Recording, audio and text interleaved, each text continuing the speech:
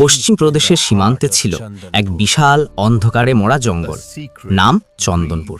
গ্রামবাসীরা বলতো সেখানে রাত হলে বাতাসে সাপের হিসির শব্দ শোনা যায়, গাছের পাতাগুলো নিজেরাই দুলে ওঠে, আর নদীর জলে ভেসে থাকে অদ্ভুত নীল আলো। কেউ সেই জঙ্গলে একবার ঢুকলে আর ফিরে আসে না। গ্রাম্য বৃদ্ধারা শিশুদের ভয় দেখিয়ে বলতো, রাতে বাইরে যেও না, না হলে নাগিন মানিকি তোমাকে নিয়ে যাবে। কিন্তু কে এই মানিকি? সবাই জানতো সে এক দুষ্টু নাগিন, যার ক্রোধে বহু গ্রাম ধ্বংস হয়ে গেছে। তবে খুব কম মানুষই জানতো কেন সে এমন হলো। সহস্র বছর আগে পৃথিবীর নিচে ছিল নাগলোক, রত্ন, আলো আর সোনার প্রাসাদে ঘেরা এক রহস্যময় রাজ্য। সেখানে বাস করতেন নাগরাজ বাসুকি ও নাগরানী কলাবতী। তাদের একমাত্র কন্যা ছিল মানিকি। মানিকি জন্মেছিল এক দুর্লভ মুহূর্তে, যখন সূর্য ও চন্দ্র একসাথে আকাশে দেখা দিয়েছিল। তাই বলা হতো সে একাধারে আলো আর অন্ধকার দুইয়েরই সন্তান। ছোটবেলায় সে ছিল অতি দুষ্টু। সে গোপনে নাগলোক ছেড়ে মানুষের পৃথিবীতে চলে যেত, নদীতে স্নান করত, ফুল তুলত, গ্রাম্য শিশুদের সঙ্গে খেলা করত।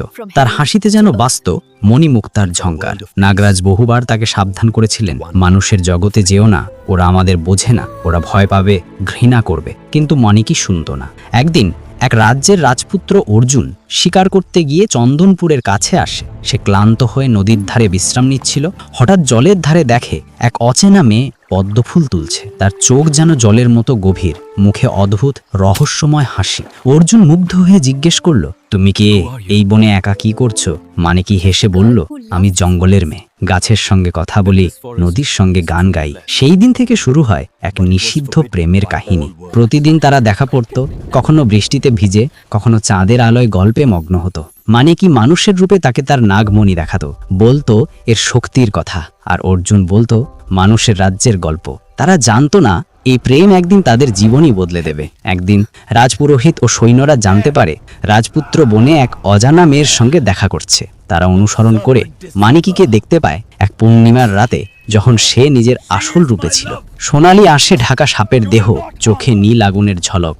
পুরোহিত চিৎকার করে বলে, এই মেয়ে নাগিন, এ রাজ্য ধ্বংস করতে এসেছে। রাজা আদেশ দেন তাকে বন্দি করতে।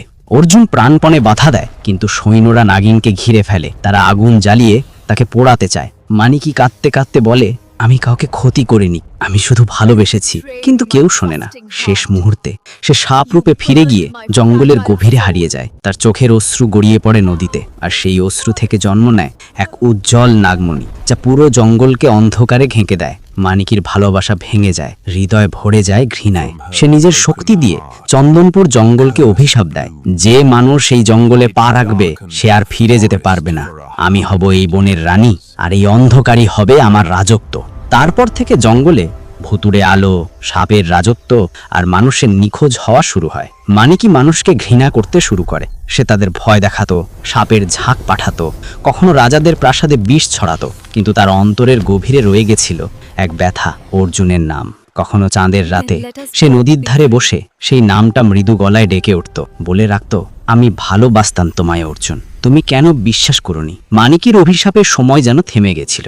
জঙ্গলে মানুষ আর ঢুকতো না, গাছপালা অদ্ভুতভাবে বেড়ে উঠত, নদীর জলে আলো জ্বলত, রাতে অদ্ভুত সুর শোনা যেত। লোকেরা বলতো ওটা নাগিন মানিকির সুর, যার কানে পৌঁছায় সে আর ফিরে আসে না। শত বছর পেরিয়ে যায়, মানিকি আগের মতোই অমর, অচল। তার রূপ আগের মতোই সুন্দর, কিন্তু চোখে কেবল একটাই কথা, অভিশাপ। একদিন দূর এক আশ্রম থেকে এক তরুণ সন্ন্যাসী আসে চন্দনপুরের জঙ্গলে। তার নাম রুদ্র।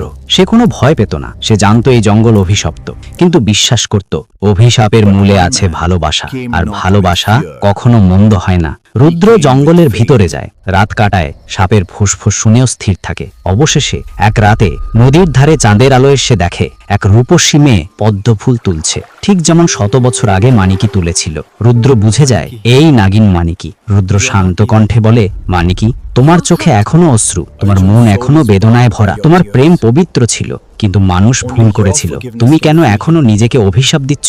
মানিকি ক্রোধে ফুঁসফুস করে ওঠে, তুমি মানুষ, তোমাদের কথায় আমার জীবন নষ্ট হয়েছে, সে সাপরূপে রূপান্তরিত হয়ে রুদ্রকে আক্রমণ করতে চায়, কিন্তু রুদ্র স্থির দাঁড়িয়ে থাকে, ভয়হীন। সে ধীরে বলে, অর্জুন মরেও তোমাকে ভোলেনি, তার আত্মা এখনো তোমার অপেক্ষায়, মুক্তি দাও তাকে।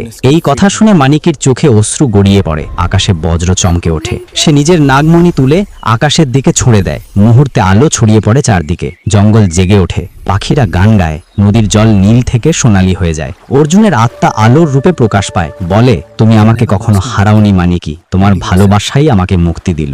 মানিকি হাসে, তার চোখে আর কোনো অন্ধকার নেই। সে ধীরে ধীরে আলো হয়ে মিলিয়ে যায় বাতাসে অর্জুনের সঙ্গে। সেই দিন থেকে চন্দনপুর জঙ্গল আর অভিশপ্ত নয়, মানুষ আবার সেখানে আসে। নদীর ধারে ফুল ফোটে, বাতাসে মিষ্টি গন্ধ ভেসে বেড়ায়। কেউ কেউ বলে, পূর্ণিমার রাতে নদীর ধারে বসলে এক নারী কণ্ঠে গান শোনা যায়, নরম, মায়াময়, যেন মুক্তির আনন্দে ভরা। লোকেরা সেই জঙ্গলকে এখন মানিকির বন বলে ডাকে, আর তার কাহিনী প্রজন্ম থেকে প্রজন্মে ছড়িয়ে পড়েছে।